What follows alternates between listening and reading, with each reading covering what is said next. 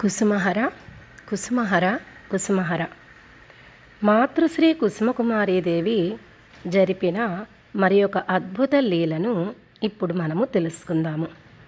మాతృశ్రీ ప్రభుని యొక్క భవిష్యత్తు నాటకమునకు అవసరమైన ఒక భక్తుని నియమిత కాలమునకు ప్రభు సన్నిధానమునకు పంపిన లీల.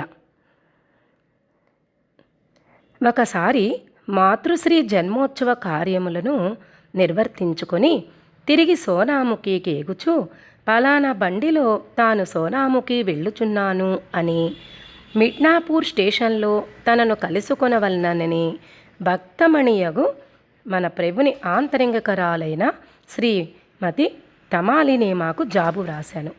అటులనే తమాలినేమ కలుసుకొనెను.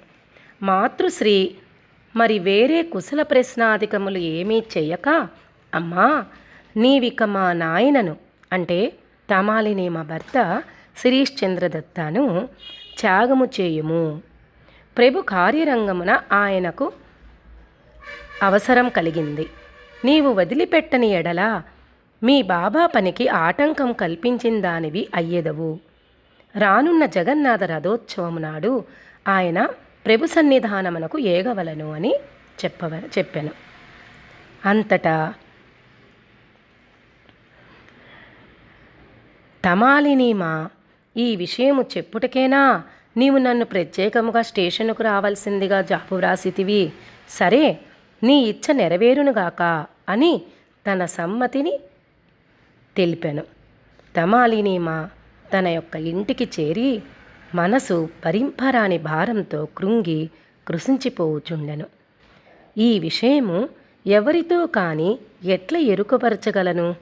ఇంకా 4-5 దినములు పూరీ జగన్నాథ రథోత్సవము అనగా శిరీష్ చంద్రదత్తు తమాలినేమాను పిలిచి, రానున్న రథయాత్రా దినమున నేను మిమ్ము విడిచి ప్రభు సన్నిధానమును అలంకరింపవలను, మన వారలందరినీ పిలిపింపుము అని తెలిపాను.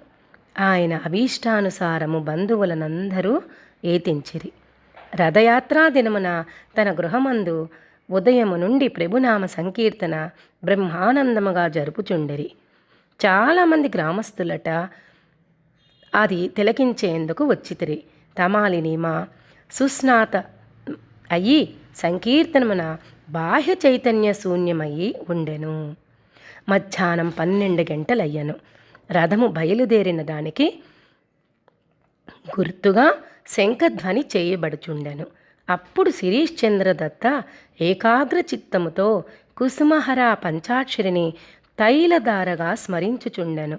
ఆయన కాలి వైపున కొంత దూరములో మాతేశ్వరి కుసుమదేవి వచ్చి నిలబడి ఉండుట గాంచి కరద్వయమును జోడించి భక్తి పురస్సరమ్ముగా నమస్కరించి, అదుగో మాతా ఠాకూరు రాణి వచ్చినారు అని, తల్లి నీవే నా సర్వస్వము, నన్ను నీ చరణ సన్నిధానములకు చేర్చుకొనుము అన్న అర్థము వచ్చు బెంగాలీ గీతమును పాడుచుండెను. మాతృశ్రీ దివ్య దర్శనము తమాలినీమాదేవికి మరికొందరికి కూడా లభించెను. అట్లు పాడుచున్న శిరీష్ చంద్రదత్త హృదయస్థానము నుండి ఒక పరంజ్యోతి బయలుదేరి మాతృశ్రీవారి చరణకమలముల వైపునకు ప్రయాణం చేసి చరణముల వంటి చరణములనంటి అదృశ్యమయ్యను. దానితో అతని చేతిలోని జపమాల క్రింద పడినది. విగత జీవుడయ్యను.